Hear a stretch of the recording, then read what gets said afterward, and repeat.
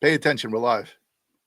It's Friday night, and the time is right to take flight with Jets Worldwide.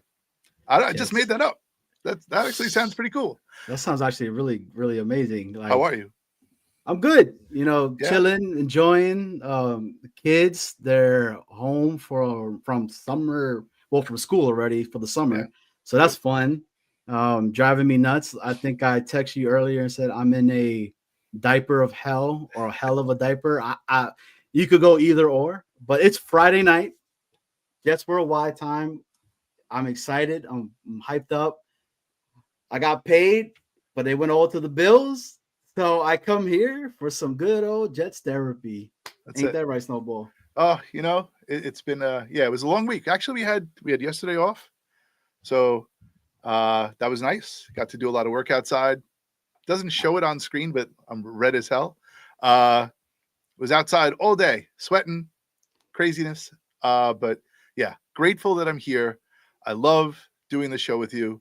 Same here. We have some awesome guests tonight.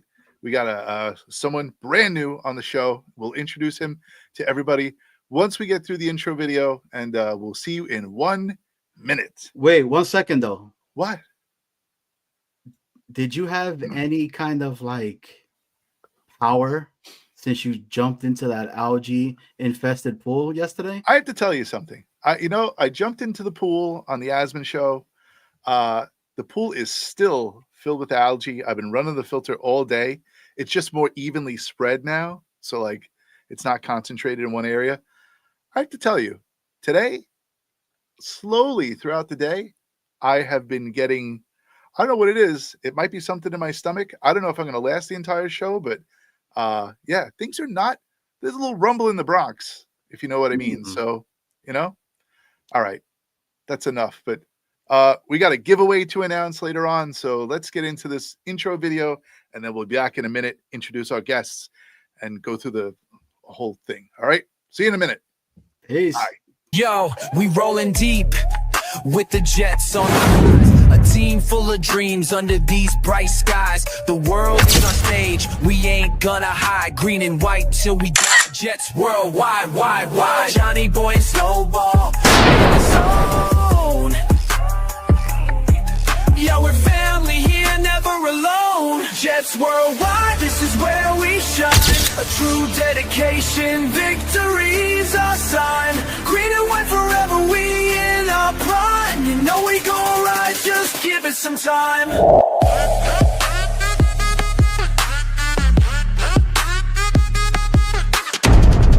2025, hear the crowd going wild. You know we spitting truth, nothing but style. A city that never sleeps, we going buck wild. Our hearts beat as we Jets worldwide, wide. Victory's a feeling, we won't let go. Every time I watch that video, do you watch it too? Because I look at the Garrett Wilson catch every single time, and I always watch his knee and his shin. And I'm like, is he in? Is he not in? I know they said that he was in, but if you watch it fast, it looks like it's not in. But it's definitely in. It's definitely in. I mean, definitely going to go down as probably one of the most elusive catches in the NFL history. I mean, it has to, right? I mean, he literally Air Jordan in the NFL, where I even think the quarterback at that time that threw it, which I won't say that name, couldn't believe it as well. Yeah. But my understanding is we got some guests today.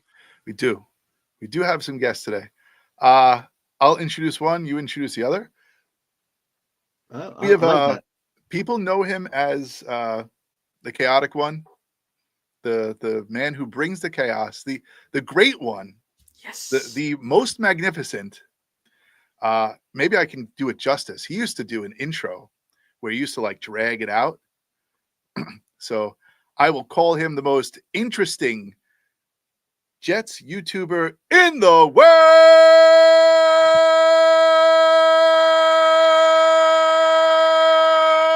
Jeremy Jets Chaos. Wow, I'm impressed. Hey, the shin was in, man. I don't know what replays you're watching. The shin was in. That was I know. I love that intro. Remember that? You used to do that all the time.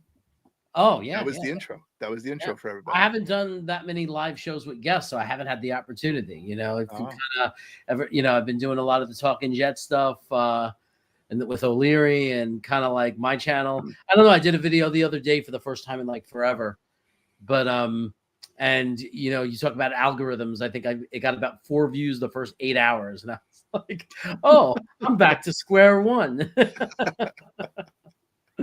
Right. Johnny, we have somebody else waiting backstage.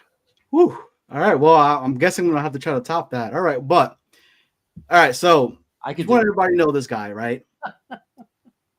He's been rocking for a while. Look, this guy has beat a bear before, barehanded. Okay, this is what this guy has done. Not only has he done that, he's been able to skin a squirrel. If anybody knows, Devin's having issues with squirrels right now.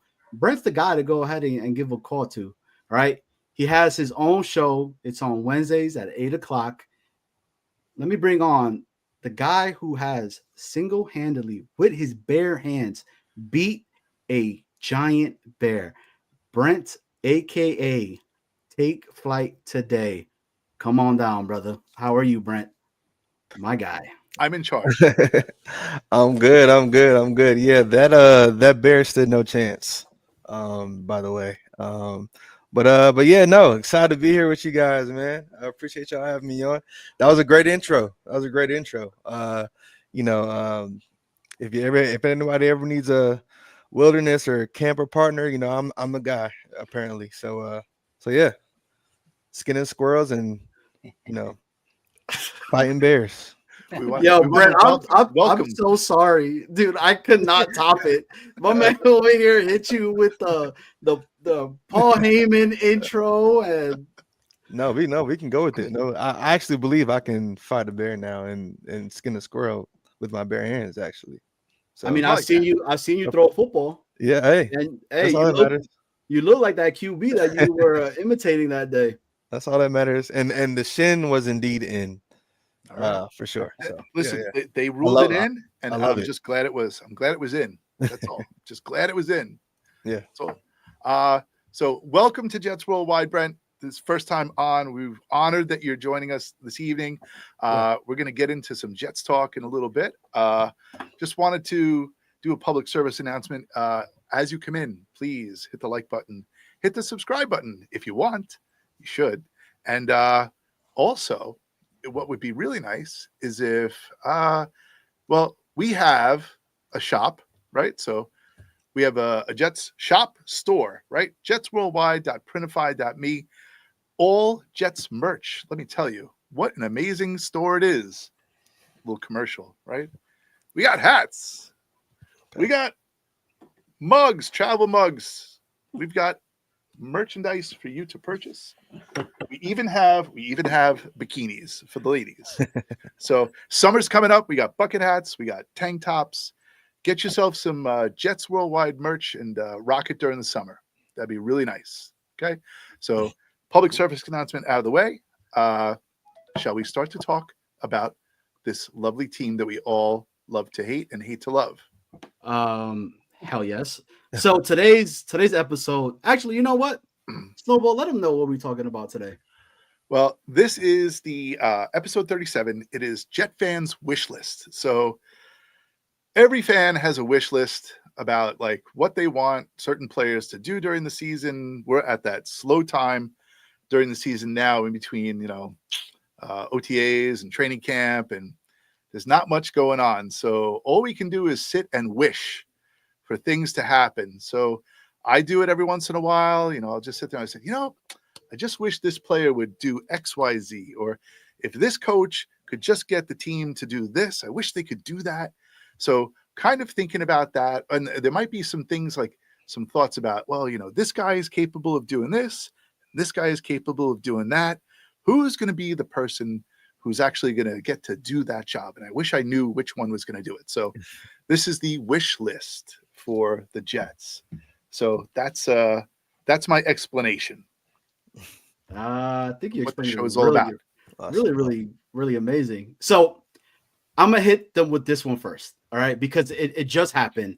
It's kind of fresh in a lot of individuals' minds, and it's been going insane within Jets Nation right now. Okay, CJ Mosley came out and is retired. He stated, "I'm good. I'm done. I'm retired."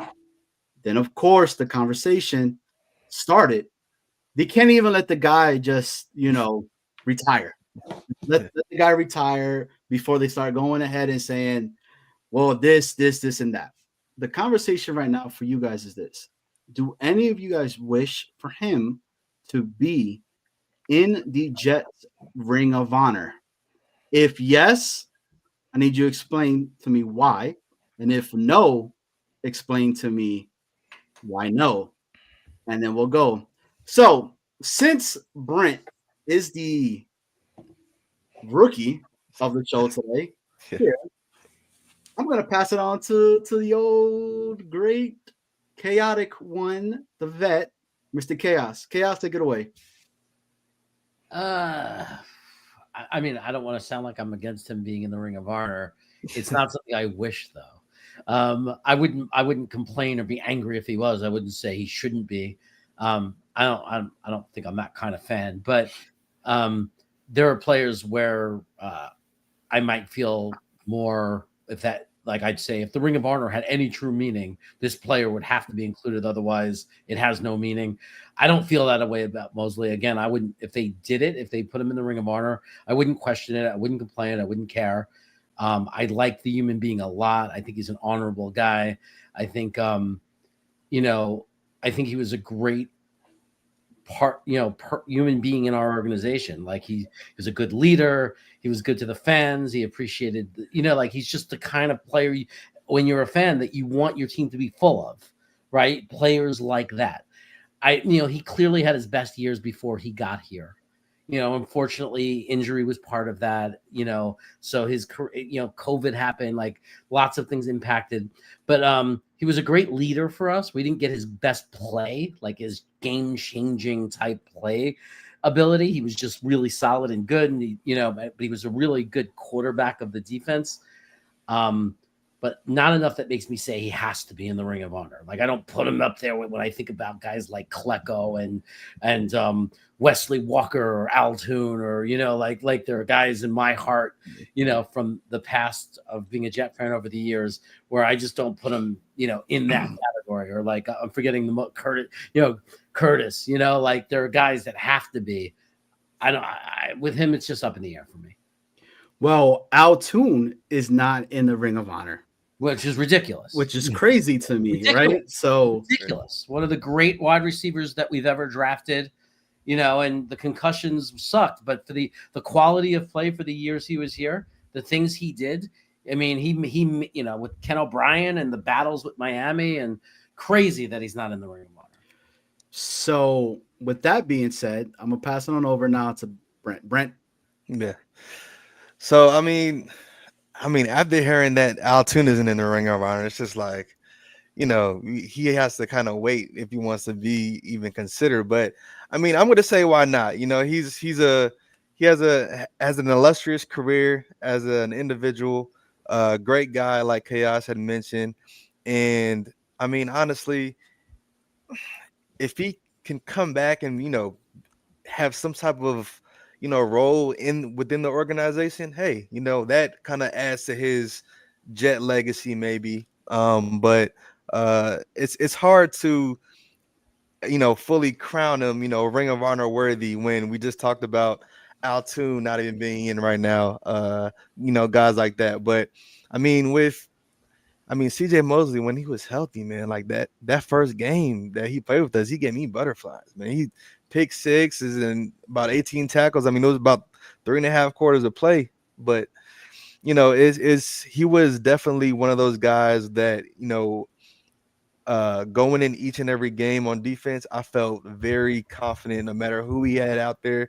If CJ Mosley, the captain, was out there, I felt good about the way our defense was going to play. So I mean, right now I'm gonna say no, waste your turn, maybe contribute a little more to the organization. I know the injuries got the best of him, but is he Ring of Honor worthy, at some point?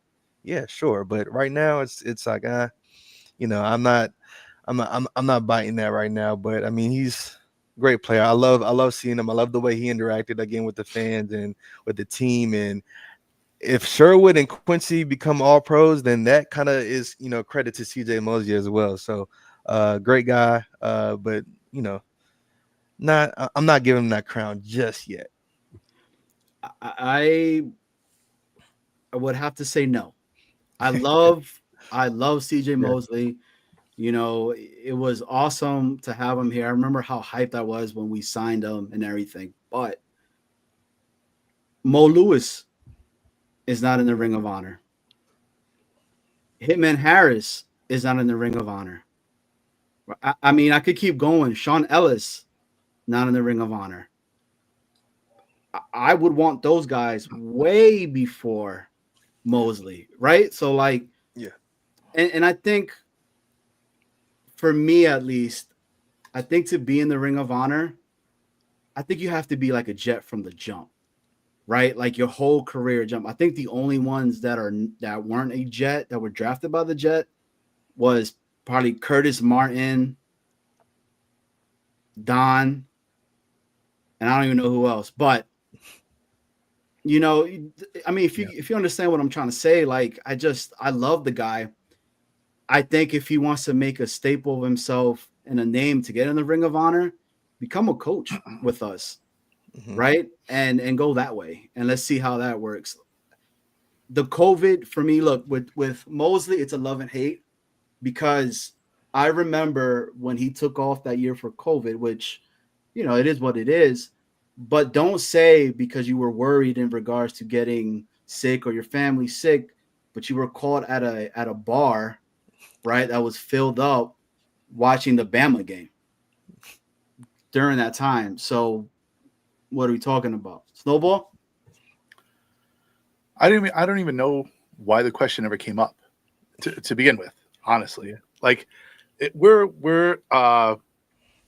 know if it was brought up by a casual fan or whatever, or someone just did. Like a diehard Jets fan knows that all the respect in the world to CJ Mosley, but it's not even I don't think it's even a question, right? Like he can't go in the Ring of Honor. It's just his statistics weren't there, but he was a fantastic leader, and he was a general on the field for the defense. Like he was the captain, you know, my captain, right? He was the guy, and probably one of the smartest people on the field when it came to the defense, right? He could put everyone in position and get everyone in the right position. But just, you know, stats wise, no, but people loved him because he was such a fantastic leader. So all the props to CJ Mosley. I wish him well in retirement. If he wants to be a coach with the Jets, you know, so be it. But let the man, you know, live. Let him enjoy his family. Let him enjoy his life for a while. You know, and then maybe later on down the road, maybe he misses football and he comes back to us. But for now, you know, I just wish him the best. For me, he's not in consideration for the Ring of Honor, just based on statistics. If it was a personality contest, like, yeah, put him in.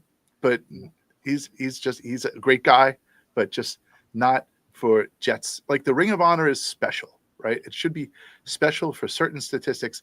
And we've missed on some people, like you were mentioning Al Toon, right? We've missed on some people. Mo Lewis should be there. You know, should Kyle Clifton be in the Ring of Honor? Yeah. I think so. I thought it was great. Yeah, I think Kyle Clifton should be in the Ring of Honor. Mo Lewis not being in. I mean, you can't put CJ Mosley in if Mo Lewis is not in. You can't. Yeah, it's true. It's 100%. I agree with you 100%. So, like, based on those facts, no, but a great guy though. I actually got 3 seconds with CJ Mosley one day. 3 seconds. Can I take a selfie? I took it, and my face looked like an idiot, and I was extremely upset. So, I wanted to, real quick on the Mo Lewis thing. It sucks because he was such a great Jet, but he has that asterisk that's always going to be right at the end of his name because doing his job. for knocking the hell out of a quarterback with what we want him to do. Exactly. It sucks. It sucks. But Rich brings up a really, really good individual that should be in the Ring of Honor. And I agree with this 100% right over here. With Connie Kerber being able to be in the Ring of Honor, man. Like, shout her out. If she watches the show, we want you on the show, please. Actually, Johnny, speaking of what you were just talking about, like this is organic, right? So you're just talking about Mo Lewis taking out Drew Bledsoe, right? And then Brady comes in and the rest is history. Today, at a show, Fanatics, right? Did you guys see the clip of Tom Brady? I did not. I just started to see what people were writing. Do you have it? So I don't necessarily have it. It's on Twitter. I could look for it, but basically, it was Tom Brady came out on stage. Brent, you saw it? Yeah, I did. Yeah. So like he comes out, he's got like the shirt that says what, no BS or so I don't know, whatever it is. He's got the glasses on. He's looking like Tom Cool. He walks out on the stage. He's got the big American flag in back of him. Somebody hands him a Sauce Gardner jersey, and he throws it on the ground and he spits on it and he stomps all over it. Now, obviously, he's just playing a character, like but he's Tom Brady, so whatever. And then someone hands him a Manning jersey, right? And he holds that up and he rips it in half and whatever. But I'm sure it was a big show. Yeah. But the disrespect to the Jets to spit and stomp on a Sauce Gardner jersey? Are you kidding me? Current player, Sauce Gardner. Right? And did you see Sauce Gardner's response? I didn't see his response. His response on Twitter was like, "Why are you saying F you to me?" See, yeah, that was. I mean, it was given WWE, act, but still, you could have, maybe a Revis jersey might have been more suitable, right. But Sauce Gardner is a young guy in the league right now. Just like, why him? Yeah. Why'd you pick on Sauce Gardner? Like, it is. You're exactly right. Yeah. Well, it is Friday, right? Uh-huh. Yeah. Yeah. Snowball Friday. It's Friday. Chaos is Friday. It's Friday. And Brent, it's Friday. It's Friday. Fuck Tom Brady for doing that. All right. For real. Like, that's some bullshit. Yeah. For him to do that, especially with all the beef that's come along with the New York Jets. That dude should have got that jersey and kissed it, because if it wasn't for the New York Jets, we would be saying Tom Brady who? Because Drew Bledsoe, whatever the hell his name is, he wasn't a bum. He was not a bum. That dude was good, right? So that's crazy. I didn't even know that happened. But I'll say it for Jet Nation, fuck Tom Brady. Yeah. I was confused when I saw it. I was like, "Why Sauce? What did he do to you?" I don't think he played against them, did he? I don't know. Yeah. Did he play against? He didn't play against them. Oh yeah, I don't think so. Yeah. All right, so on to the next wish list. Snowball, take it away. Wish list for hold on a second, I'm doing stuff here. All right, so let's make a wish list for Aaron Glenn. Can we do this? Where's Aaron Glenn? Why am I showing? There he is. Let's do a wish list for Aaron Glenn. What's our wish list for Aaron Glenn? Give me like 2 things that you are hopeful that Aaron Glenn can achieve with this team in year 1 as being head coach. Brent, why don't you start us off? Give me 2 things that you kind of hope that AG can accomplish his first year. Yeah. So, all right. So 2 things. One, I want him to keep that energy he has with the media. I don't want him to switch up. That's the same energy that we're seeing in the press conferences. I want him to keep that same energy throughout the entire season. I don't want to, if we lose, win, I don't want him to, get humble or just kind of shy away from it. Just keep being you. I don't want to have any switch up. I feel like with Salah, it was a kind of a, we didn't know what we were getting, every week, and he was just kind of playing that media role. But I want Aaron Glenn to stay himself. That's 1. And 2, I want to see him calling plays. Like I know we have Steve Wilkes back there, but like I want to see him, covering up his mouth, calling, like, sending plays in and actually talking, and but also being a coach as well, because I feel like the last few years that's what he's been doing. So yeah, call some plays, and stay yourself in front of that New York media. That's what we need. Okay. Cool. I mean, yeah, I agree with you. That two good wishes. Jeremy, what are your 2 wishes for Aaron Glenn? Regardless of whatever the record is, I want players held accountable. So accountability is my number one thing. I'm going to be patient. I'm not like sitting there. I'm not setting like a wins total or anything like that for him this 1 year where he's taken over this team and has 1 year to fix holes and issues that take more than 1 year to fix. Especially, so accountability, though, has nothing to do with record. It has to do with when a player, like, let's say, jumps and does a superfly snooker on a pile of people because he lost his cool, that you take him out of the game and he sits on the bench and the other players see that we have a standard on our team. Number 2, I want to see him. I want him to be his own. I want to make sure that he is willing to, I think, be innovative in the way he runs and play and runs the team and does game strategy, and not fall into. I can't stand coaches that fall into we got a big lead, we got to protect it, and they play not to lose, and then you watch the lead dwindle away, and then you lose at the end of the game. I want a Bill Walsh type of mentality coach. Even Bill Belichick, I know we hate him, but I want the kind of coach who doesn't allow the team to stop playing. I don't care if you have a big lead. You play to the final whistle with the same intensity. Stop changing up the strategy. Stop getting conservative. I've watched football for 40 years, and it's never worked. Yeah. It never works to suddenly get conservative. If something is working and you're winning the game, keep doing it. Yeah. All right. Johnny? Oh, man. All right. I'm going to have to say this. He's a defensive guy, right? Even though he does not like being said that he's a defensive coach, he's a head coach, as he said in his own words. I want us to have a top 5 defense again. I think we have the players to be able to be back at that greatness point with this defense. And I think if anyone, this is the right individual to be able to do that for us. And second is the penalties, right? I want the penalties to be like a non-thing for the New York Jets, because we were the leading in the most penalties last year, if I'm not mistaken. And I don't want that. And it kind of touches in regards to what Chaos was saying about holding people accountable and whatnot. That's what I want. Like just that. And I think everything else would fall into place. Snowball? Okay. So I'm gonna, like, all very good points.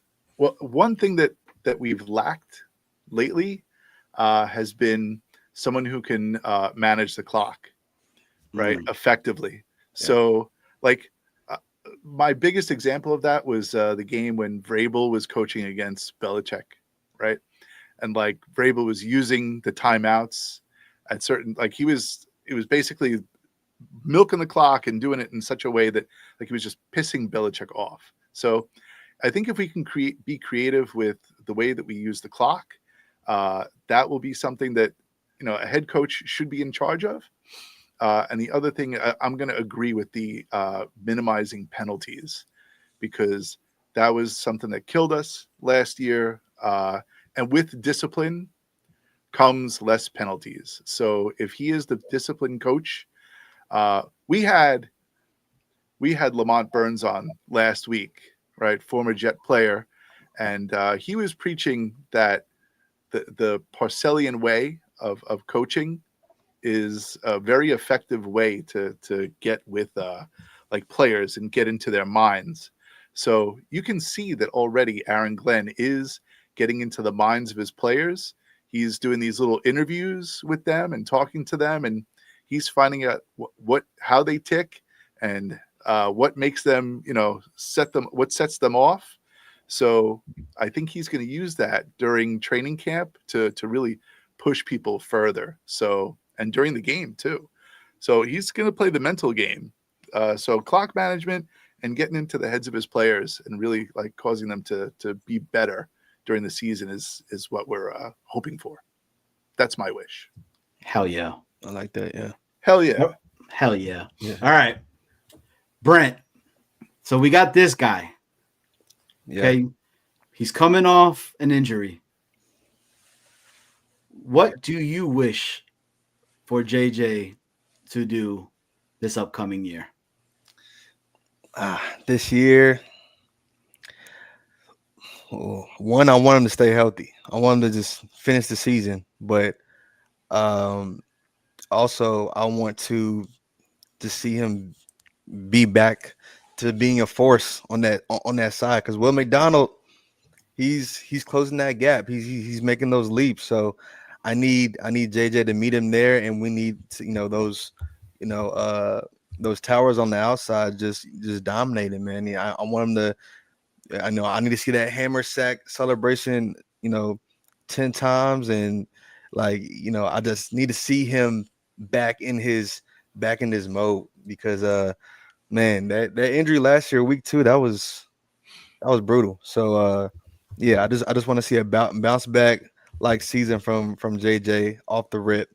I'm sure they'll probably limit his reps, but which might be good, but yeah, man, I just want to see him back having fun out there, to be honest. Great guy. Senor Great One. What's your thoughts and wish for Mr. JJ? The number one, setting. Obviously, I want him to be fully back on track. I felt he was on track. I don't know if he was ever going to be a 15 to 20 sack kind of like super mega top 3. I don't know if that was his game. I think I was hoping, and what he was on track to me would be like a better version of a very good player who I really like, JFM, where he was getting more sacks than JFM got, like maybe let's say the 10 to 12 range, right? Where he can get 10 sacks in a season, but seal the edge the way JFM seals the edge, right? To be a great edge setter. At this point for year 1, coming back from Achilles, being realistic and not know, we don't know if he could ever really be the same. I'm hoping at the very least, the lowest bar, that he'll be that if he doesn't get a lot of sacks, he'll still be a fantastic edge setter. That he'll really set the edge well, and we don't have to worry about quarterbacks getting around the end or running backs getting around the end, and him closing that out and creating that wall there.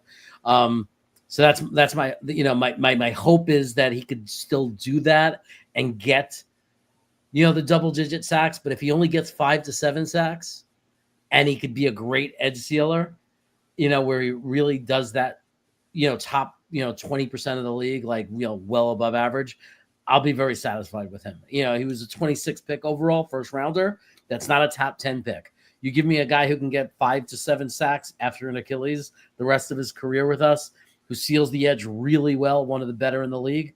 That's good value for me. I'm hoping he could do even better. I'm hoping he really come back and still get, have a couple of years where he gets double-digit sacks on top of it. Hell yeah. Yeah. Yep.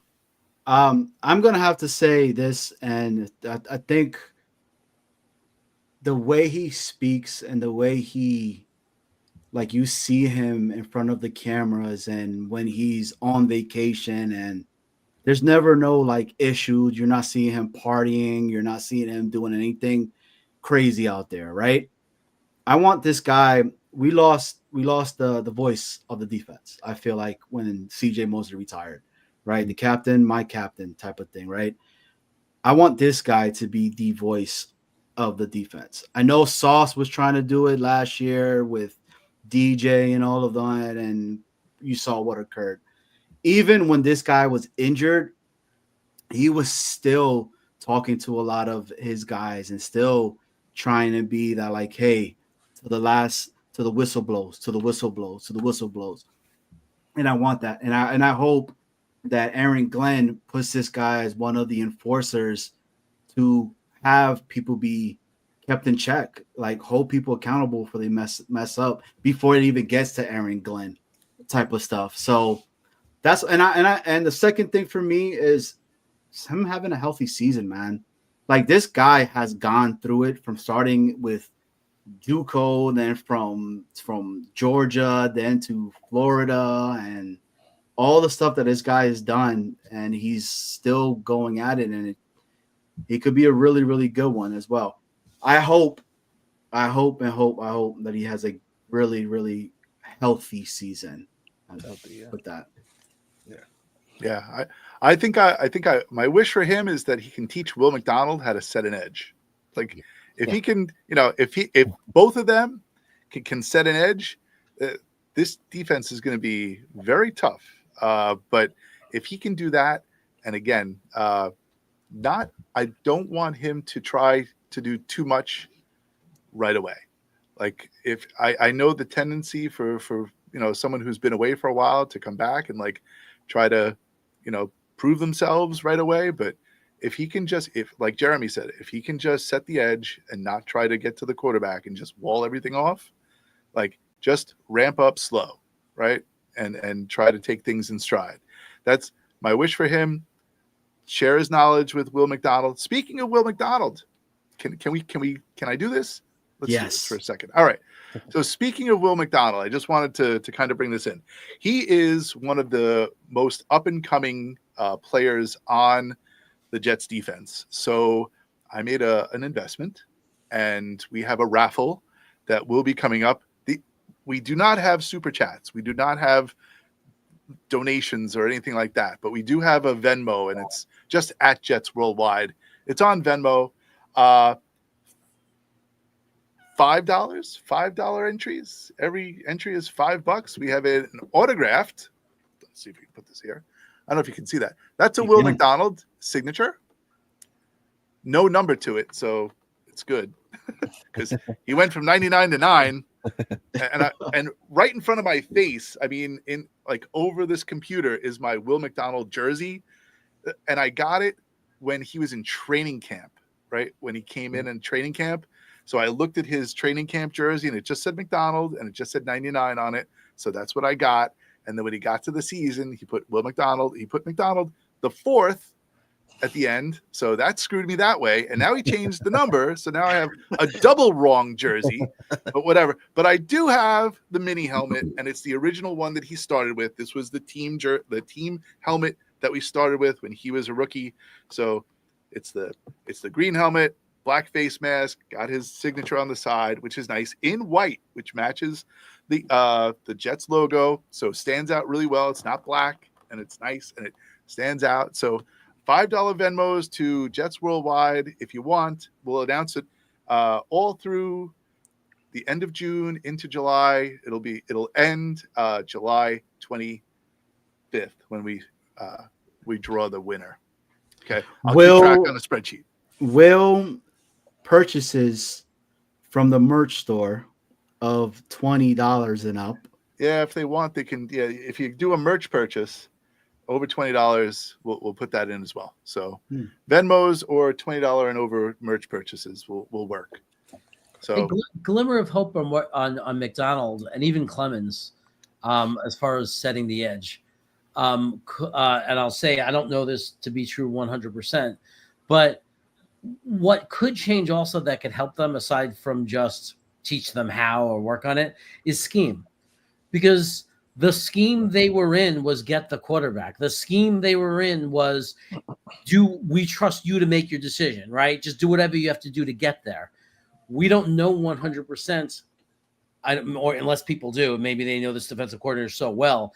I'm not 100% sure that there's not going to be different coaching with changes and variations of the scheme that are going to focus on these guys, especially in early downs, in setting the edge and having a different approach than they did in previous years. So I'm just saying there is hope for me, a glimmer of hope that we might see improvement in that category from some of our edges just from the scheme and how they're coached. Yeah, this is not going to be an all gas, no break defense. You know, this is going to be a strategic defense. This is going to be a defense that bends, doesn't break, you know, ebbs and flows. There's going to be different things, like Wilkes said, right, in his press conference. We're going to adjust the defense based on the opponent, not just because the opponent knew last year and the year before, right? They knew what we were all about. We were going to send the dogs and just, you know, and pass players off as they went through the field, right? You know, it's going to be zone and rush. So what the hell? Now, actually, we'll have competent coaching, maybe. Well, a 4-point lead on Indianapolis at the end of the game, and we had our strong safety backup who was picked off the garbage heap covering their number one receiver from the game. I mean, that.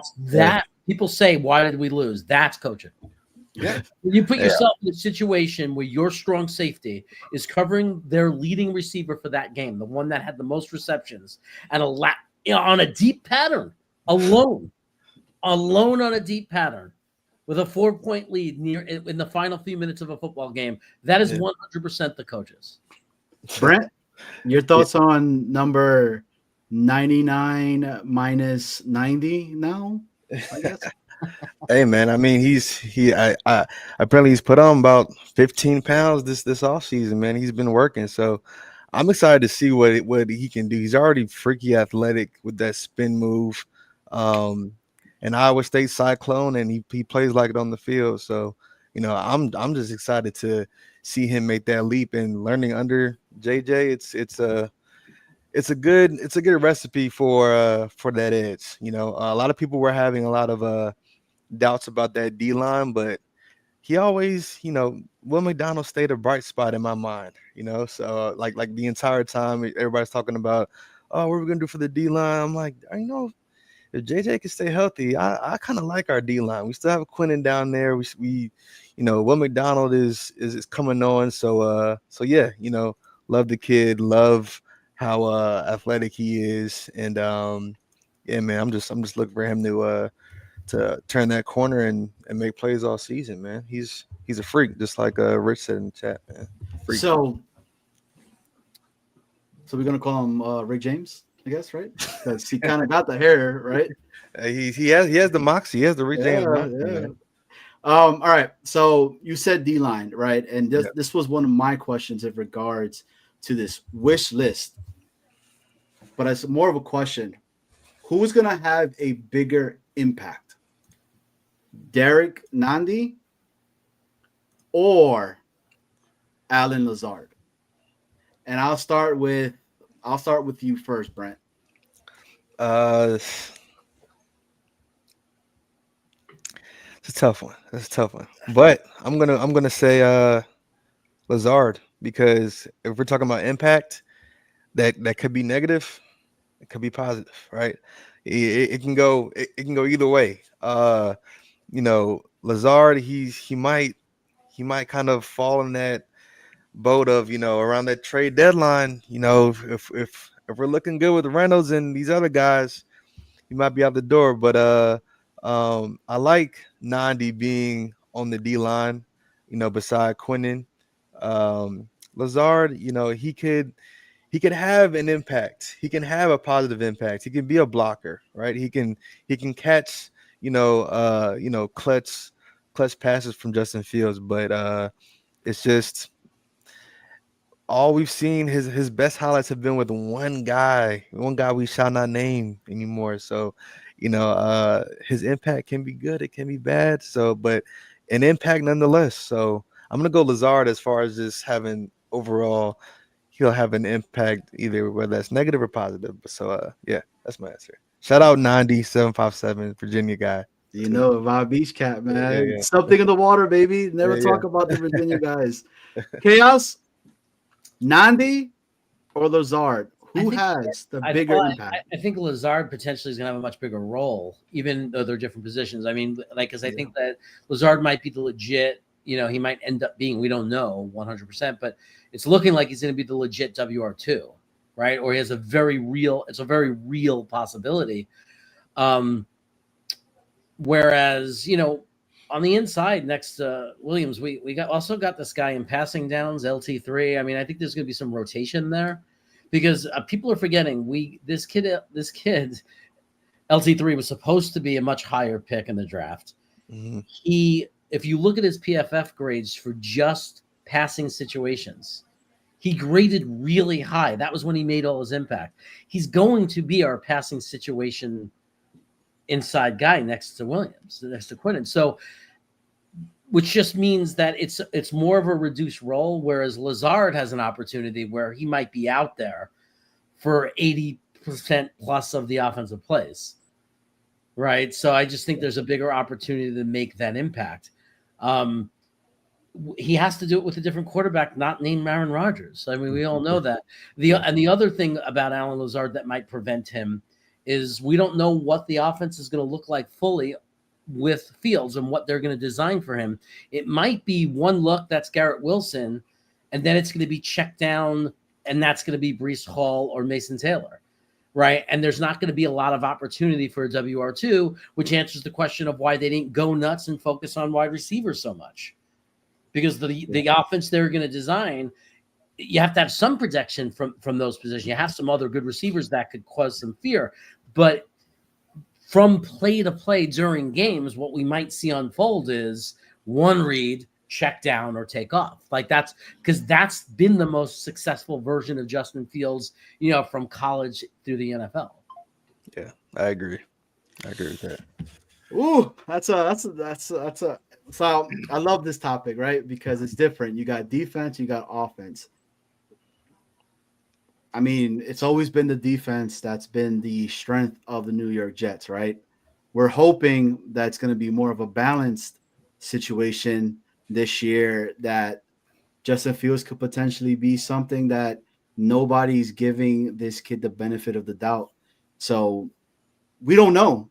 Again, and it goes back to kind of this, and what Boom has been saying, we'll see 2025, I mean, and if I'm being honest with you guys, I like that because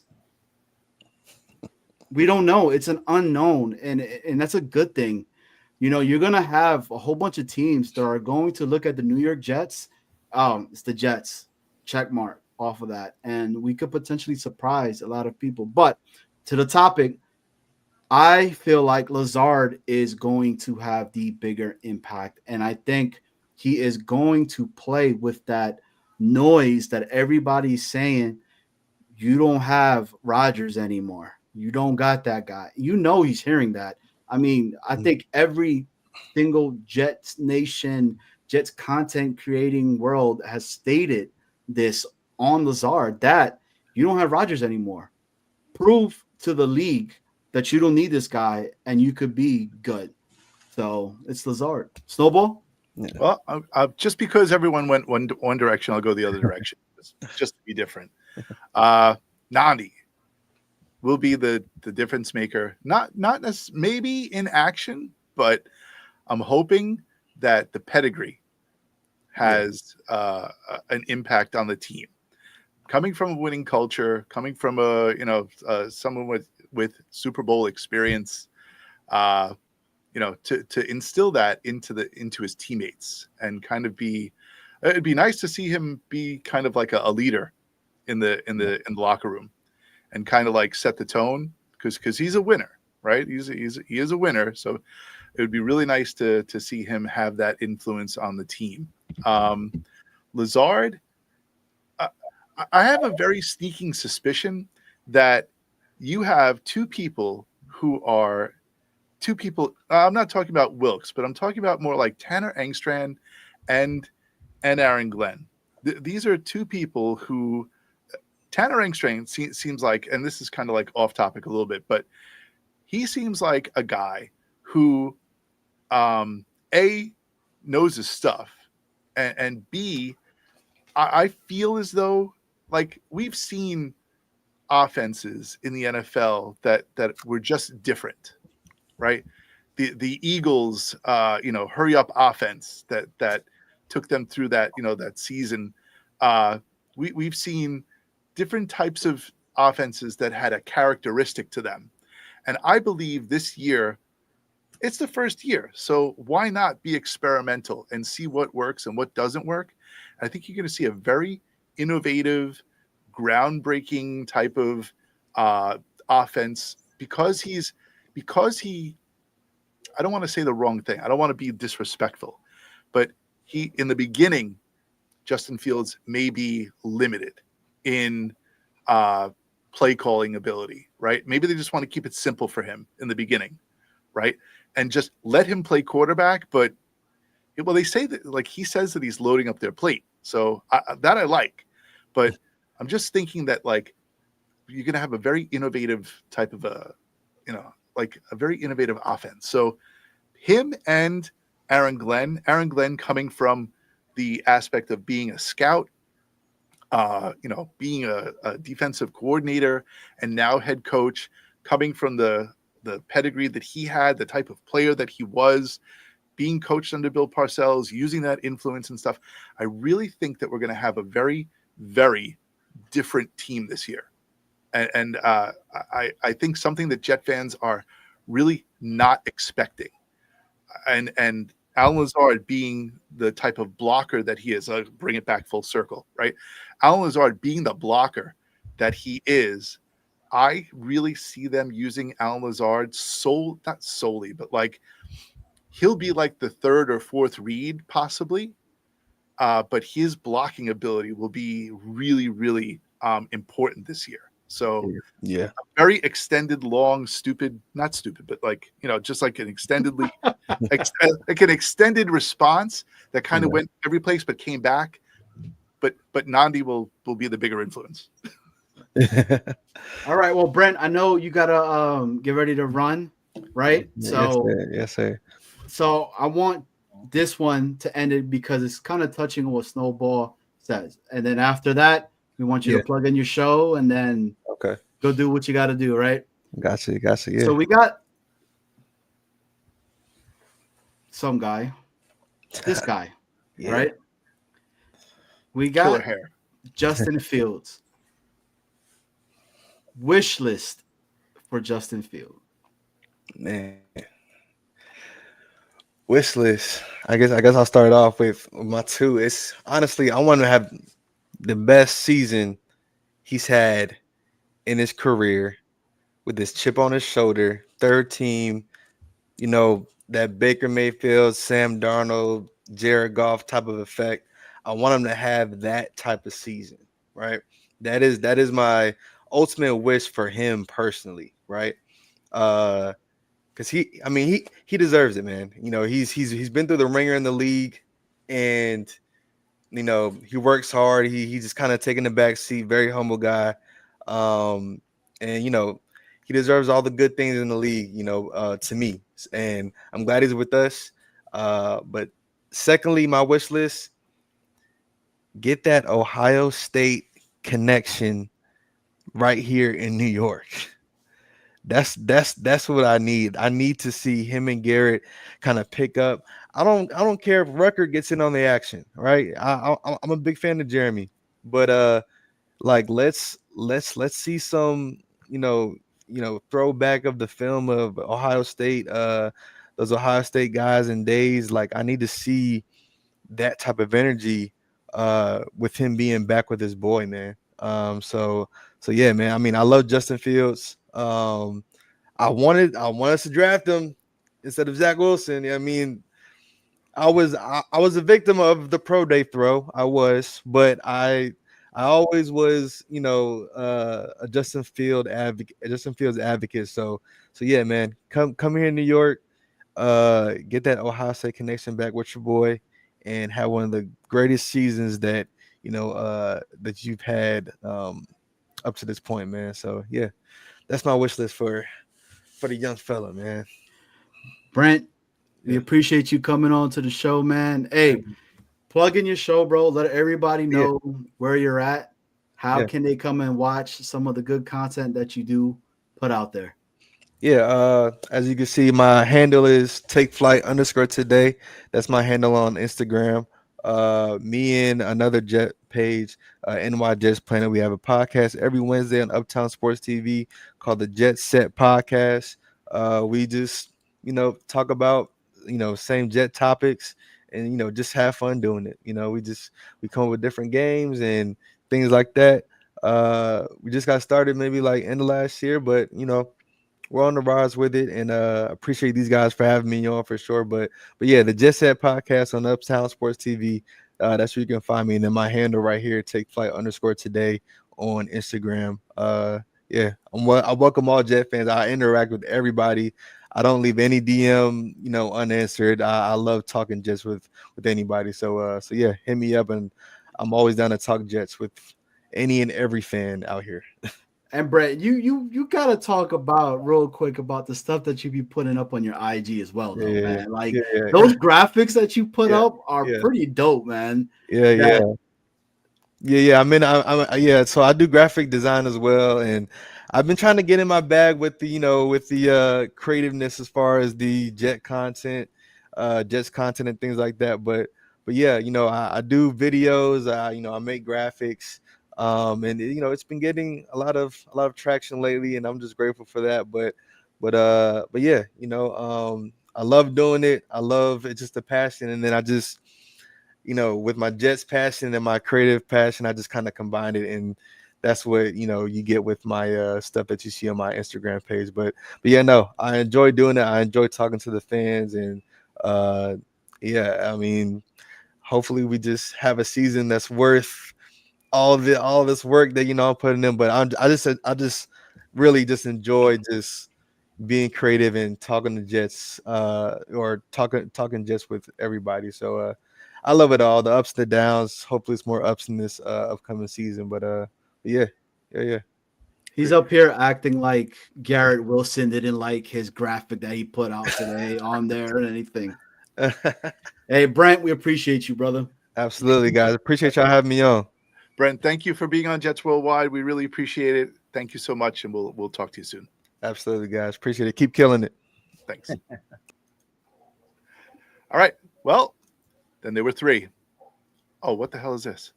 Jets Worldwide inspires me to be great and make sweet and passionate love. Thank you for the inspiration.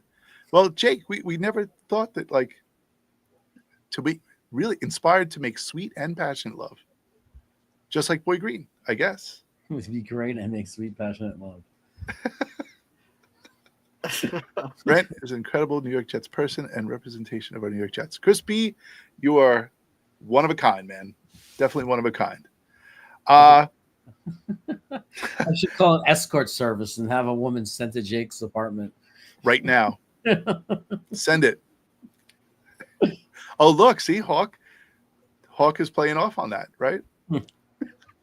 I don't think I don't know if Jake swings that bat though. I think he I don't plays. know. Yeah, I don't think he plays on that team. So listen, we covered a lot of players. Jeremy, I don't know how much time you have left, but we have a couple of players left to take a look at. Two major players. I wanted to say one thing. I didn't get to like comment really on Will McDonald. I just want to like so everybody understands this, and I said it now. If you ask me, the number one player I had the most hope to have a breakout season, like the number one player, this is where I'm putting all of my marbles. Like I have a feeling, if I don't know, I'm not predicting it's going to happen. I'm not predicting because I'm over that with the predicting.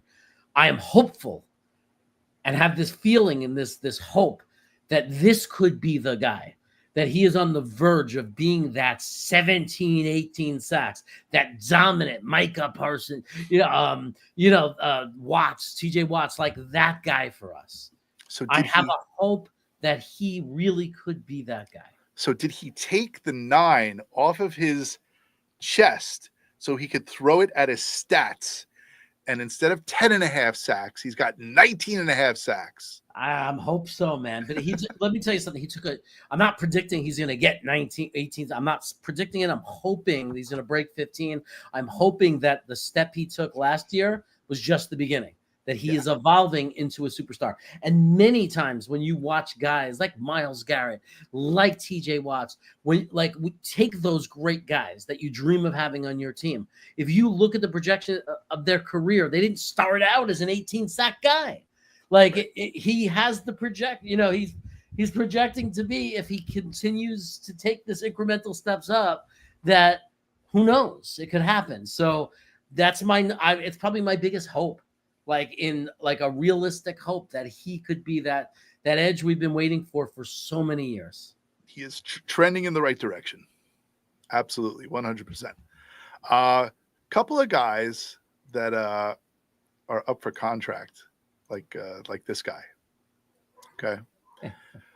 By the way, when do you think the contracts go through? They're in negotiations, so you think it happens during training camp, or are we in season or something?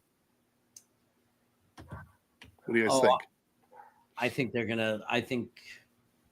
I would hope it doesn't go into the season. I would think that both sides would say if are probably going to come up with, and not even to be like aggressive with each other, but I think that they could mutually agree we need to get this done before the start of the season.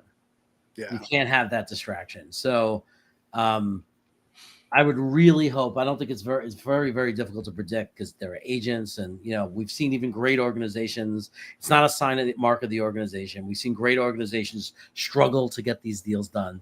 I really, I can only say I really, really hope that, and I think that they all want to get it done sometime. Even before camp, even like it might happen in July, or I think that that's what they all want. It's just a matter of, are both sides close enough that they can realistically get there? Right.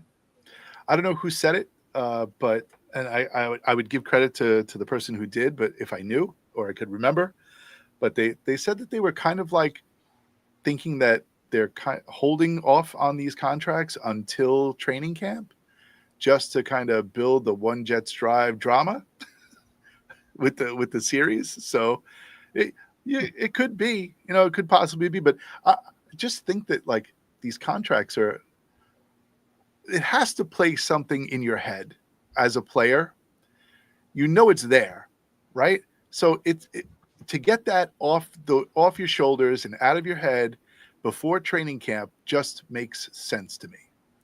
Don't worry about it now. Just focus on football. But when they get up to the podium, they're like, it doesn't matter to me. That it's a bunch of BS, right? It's on their shoulders. It's why you play the game. It's why you love the game, but the money part of it is important as well. It's also not that they don't have wealth the rest of their life, but we're talking about a different level of wealth. Right. It can't not be on their mind that every player must understand, right? And the agent certainly understands it. Right. You are a play away from a torn Achilles. You are a play away from a severe concussion that changes everything. You are a play away from Dennis Byrd. Every player knows that reality. And whether it's on the practice field at any moment, that's a reality. So there's no way you don't want to lock up that first giant contract and secure that because now you're talking about a different kind of wealth. You're talking about taking care of future generations of your family. Yeah. Mm-hmm. And who knows it more than not who knows it more, but things can happen in training camp, right? Who is your man, Johnny boy? Chuck, right? The last never been injured like that. Never had no problem. Comes to the New York Jets, and that occurs. Look, for me, get it done now. Do not let it go into training camp. Give these guys the contracts, extend them. They've proven they've done stuff that other players have never done. The average lifespan for an NFL player, it is not long whatsoever, right? I think it's something like 3 years, 3 or 4 years, if I'm not mistaken, and then that's it. Mm-hmm. So it's exactly what Chaos is saying in regards to generational wealth that these guys could have and never have to worry about it again. Plus, it's an investment onto this actual organization itself, and this will be able to attract other potential players to come on over here and be like, they take care of their guys. You get drafted by the New York Jets. Look, that's why I hate Manning. You know what he did to us. Like, I can't stand the dude, right? So get these guys done, man, because they are just one injury away, and that's it. And I mean, Dennis Byrd, like, he was a Jet, and they talk about it. Rex Ryan brought dude out. I don't know if y'all remember that. He brought him out before that Patriots game, and then we beat the Patriots. So get these guys, get her done. Injuries are real, and hopefully we don't have a lot of them this season, you know. But wishes for Garrett Wilson. Yeah, knock on wood, right? Wishes for Garrett Wilson. I'm saying 1,200-yard season. 1,200, 1,300 yard season. That'd be really nice. Shit. That'd be nice. It's really hard to predict more than that and I'm not an attack on Justin Fields, but based on the fact that we want to establish an identity as a running team, and based on the years that Justin has played in his statistics, right, it's hard to like realistically predict any more than that for Garrett Wilson. Yeah, it's true. And can Garrett Wilson learn how to block? It's going to be important, but the one good thing you could say is every other receiver on our roster is specifically known and recognized as very good blocking wide receivers. Right. So to have a whole room of wide receivers and only one be a question mark on their blocking and have the others be elite blockers. Yeah. I certainly, it's a nice wish for him, but it's not an issue for the team so much. We're going to have a lot of contributing blocking wide receivers on this football team. Just don't run in back of Garrett Wilson. Yeah. That's all. Give me 105 catches. Give me 1,150 yards, and give me 10 touchdowns. 10 touchdowns. Wow. That's a good wish. That's a good wish. Yeah. Wow. I was thinking more like 7, but you know, like I think, in all honesty, I think like Breece Hall and Braylon Allen and Isaiah Davis and Justin Fields, those guys might be our leading scorers. You know, if we're really if we're a run first offense, I think those are your guys. You never know. We might be the model. Like it might pan out. That's what we don't know for sure. Where it's that old style running team, the one wide receiver that gets 80% of your passing yard. You know, it might end up he has 1,600 yards. He's a superstar. The next closest receiver, Lazard or something, has 450 yards. Yeah. Mason Taylor has like 600 to 700 yards, and just tons of rushing yards, and that's what our team looks like. And can that guy sign a contract already, or what? What's wrong with Mason Taylor? Sign a contract. Oh, he hasn't signed yet? No. I mean, it's ridiculous. The fighting that's going on for I mean, I just read something today that the New Orleans quarterback, Tyler Shoe, they're fighting over. He wants it's a 4-year, $10 million contract, so $2.5 million a year. They want a second round pick. They want to guarantee 3 of the years. He wants 4, so they haven't signed them. I mean, what are we talking about here? I heard he wanted his own bathroom in the locker room. But I mean, what are we talking about here? I mean, I know. I mean, like, for both sides, you're going to fall on your sword on this. Yeah, it's like New Orleans. You want to make him your starting quarterback. He's going to try to be your starting quarterback. Does it matter that much if you guarantee the 4th year, even if he doesn't work out? And the same thing back to Tyler Shoe. It's like you're a second round pick. You got 3 years guaranteed, $7.5 million. If you believe in yourself at all that you're going to be successful, you're going to be sitting out the 4th year if they haven't changed your contract yet. You think you're going to play year 4 of your contract for $2.5 million if you're good? No way. So it's so ridiculous. It's so ridiculous. So would we say that Tyler has that word that was used so freaking much a couple years ago, the leverage? Does Tyler have the leverage? Because I mean, who is going to be the starting quarterback? I mean, the tight end? No. Shoe for New Orleans? For New Orleans. Yeah. Well, he may or may not, because he's 26 years old. So if he sits out and doesn't play, now he's 27. So like, how bad do you want to put the knife in your own freaking chest? Yeah. As far as having, you know what I mean? Because now you're killing yourself financially. Like, you're getting older, so the length of your contract, even when you become a free agent and you're good, is going to be limited by that. That impacts the contracts that any team is going to give you, right? Because everybody looks at age, when you sign those long-term deals. So Mason Taylor, sign, and let's get ready to rock and roll. So I don't think there's any way I can imagine it being a real issue that's going to go that deep. I mean, we're talking about a $10 million typically for second round picks. It's $10 million over 4 years. You're talking about a little, it's not even that much more than the minimum. It's $2.5 million a year. What are we talking about? We just saved some money. We got the thicker kicker. So, Jason, I will blame Jason freaking Taylor if something goes south with Mason Taylor. Okay. I would do that. But no. All right. We got Braylon Allen, right? Let's talk wish list on this guy right here. Can I go first? Go. 3rd and 1.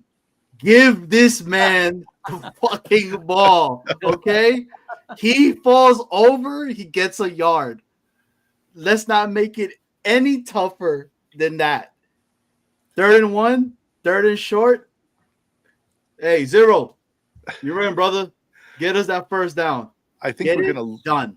I think we're gonna leave it at that for the wish list for Braylon Allen. Fuck, man. Just 3rd downs. Don't be cute. Don't be stupid. Give this guy the ball. He's a truck. Just let him go. Yeah, I think it's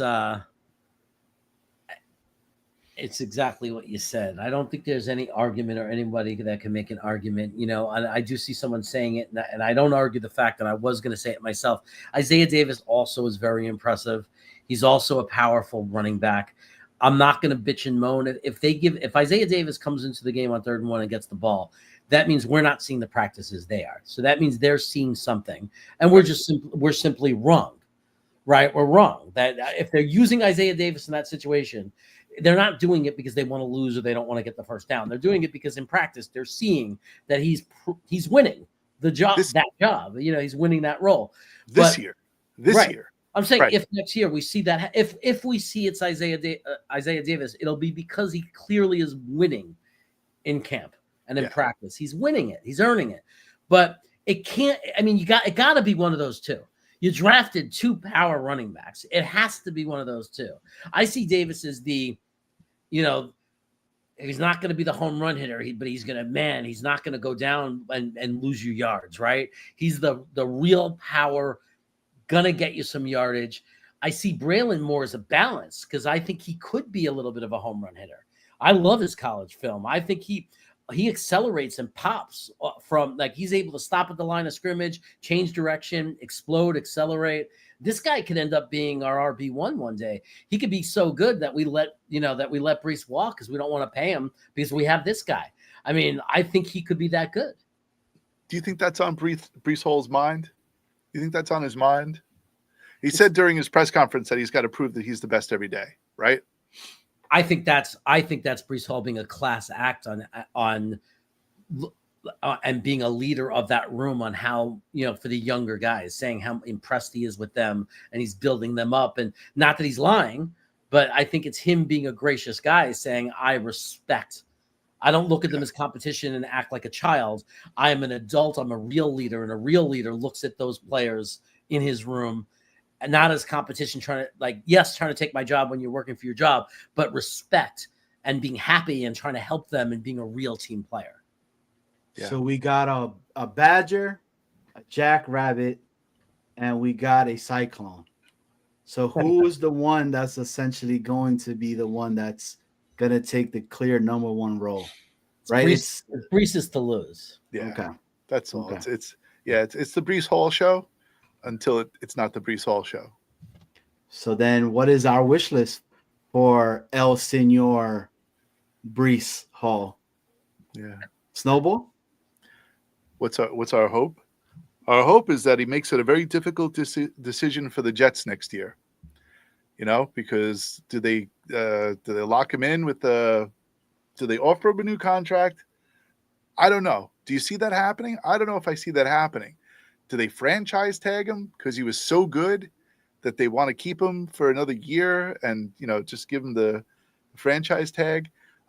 that's my wish is that he's so good that the decision at the end of the year is perplexing. Running back shouldn't be hard because even the best ones are not outrageous salaries. You know what I mean? It's like I mean, Saquon Barkley, right? I mean, 16 million, right? It's high for a running back, but it's not high for football. So, like you're saying, if he's an impact player, if our identity is running the ball, and he rushes, and let's say we put in the past that terrible offensive coaching staff that we had, terrible, and let's say he goes back and looks like the guy from year one before the injury. Let's say he's explosive, he's unbelievable with the ball, receiving, rushing. Let's say he, 16 to 2,000 yards from scrimmage, whatever. Let's say he goes completely off. What's the worst case scenario for us? We're going to have to pay him $15 million a year of contract. Isn't that worth it for a game-changing running back, an impact player like that? Well, he's hoping so. Right. Terrible coaching staff. You're completely right, Chaos, dude. I'm glad it's over with. For me, my wish list is this. We use all three of the freaking running backs that we have, that they're so fresh and healthy going into the playoffs with our New York Jets that every single team we play does not know who they need to prepare for, because we utilize all three of these running backs completely different. Yeah. And they're trying to game plan for these guys, and they can't. And Breece Hall is leading those guys. So that's my thoughts in that. All right. Well, we got somebody else to talk about. We have this guy. Will he catch it? Will he not catch it? Was this a catch? Who knows? But Sauce Gardner is also looking for a contract, just like Garrett Wilson. So what's going to happen with Sauce? Like, obviously, I mean, they're in contract negotiations. Again, we spoke about that. Hopefully it happens before training camp. But what do we wish for Sauce Gardner this season? If you had to put a wish out there, what's your number one wish for Sauce Gardner? Johnny boy? Sign this man. Sign him. This guy is a top 10 cornerback in the league. I understand people want this guy to catch interceptions. People keep trying to compare him to freaking Darrelle Revis. He's a completely different player. He is doing what he's supposed to do as a corner and is shutting individuals down. This man should not be trying to tackle 6'7" tight ends that outweigh him by well over 100 pounds. Okay. And then people get pissed off at that. Okay. This guy is good. Pay the man. Sauce deserves it. Sauce has gone. They tried to trick this dude, right? With a hidden camera talking about, yo, don't you want to come over to Pittsburgh, baby, and all that? And you know what he said to them? Fuck no. All right. I'm a New York Jet. And you know why I want to be a New York Jet? Because I know that this organization is going to turn it around. And when they turn it around, I want to be part of it, because I want to go down as the team that turned the New York Jets organization around. Pay the sauce, baby. I disagree. Oh. I disagree, because I'm not going to look at last year alone. I mean, I think unless you're an aging player and you're worried about the last season, I don't look at that. I look at the full package. I look at the last 3 seasons. He's not a top 10 cornerback. He's a top 3 cornerback in the NFL. He's a top 3. Okay. Because the situation of him tackling people and everything, so much of that should never have happened. That was because we failed as a defense because we just decimated our defensive line. We couldn't stop the run, and our cornerbacks were expected to be the guys making the tackle. Do I want them to be doing a better job making the tackles on those plays? Yes. Do I want them to have to? No. I never want him to have to. Did we use him properly over those 3 years? No. He should have been on the other team's number one receiver, just like Darrelle Revis. That's his job. It's not about interceptions. It's about not allowing the other team to throw to their WR1 because he's blanketed. And that's what Sauce Gardner does. He blankets the receiver he covers. Is he perfect? No cornerback is perfect. Every cornerback gets beat sometimes. If the expectation is that the other team's wide receiver is going to get no receptions, no yards, you're living in fantasy land because that's never happened. Nobody can do that. But he's top 3 in the league. It's one of the most difficult positions to find a superstar. And we found one. Give him his 30 million plus, get team control over this kid for at least 5 years. I don't know how much of it you guarantee, negotiate the best you can, but I want team control for 5 years plus the extra year to franchise him later on if we have to. I want him for 5 to 6 years. I want this guy for the entire prime of his career. You do not let Gardner go, and we have to stop the nonsense already and shut out and turn the volume off the fans that are emotional and ridiculous that have somehow decided that Sauce Gardner is not an elite cornerback because it's absolutely ridiculous and ignorant. We seem to have touched a nerve with Jeremy. And I love it.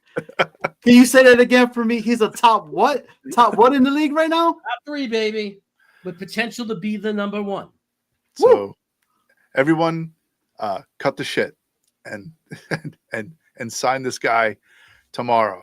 Chaos, I have no idea how to take you off of a single layout. So here, we're gonna lose some. I got us. It was nice to see Jeremy all big on the screen stuff. Jeremy, I agree with you 100%. I just want to see Sauce just take away the number 1 receiver. Travel with the number 1 this year. Travel with the number 1. Eliminate the option and do your best. I have a feeling that it wasn't last year, it was the year before. Was it the year before? It was the year before because he had to tackle. I believe, do you remember that game? I forget who he was playing, but like his shoulder, like he was on the sidelines. He was kind of like working his shoulder a little bit. And that kind of like lingered throughout the rest of the season. And last year he kind of like didn't have the best season according to Sauce standards, but he was still serviceable. Yeah, I'm just looking for him to come back as the number 1 corner that he was. And this time, instead of playing zone, playing man a lot and take away the number 1. So Sauce, if you're watching this, we want you to get the bag, brother, and be a New York Jet for the rest of your NFL career because we love you, dog. True. Watch Jets Worldwide. Numero uno. Let's go. Woo! Chaos got me hyped up, baby. I'm ready over here to like blanket my wife. You gonna cover the number 1? Yeah. It's so true, Chaos. Like it was mind blowing, man. They want this dude to tackle these guys that should have never been in that position any damn way. Like, can you imagine? He's covered his receiver, okay? He's doing what he's supposed to do, and then out of nowhere, this huge tight end is running right at you, and you jump on his back, and you're supposed to do something because you weren't even prepared for that to occur.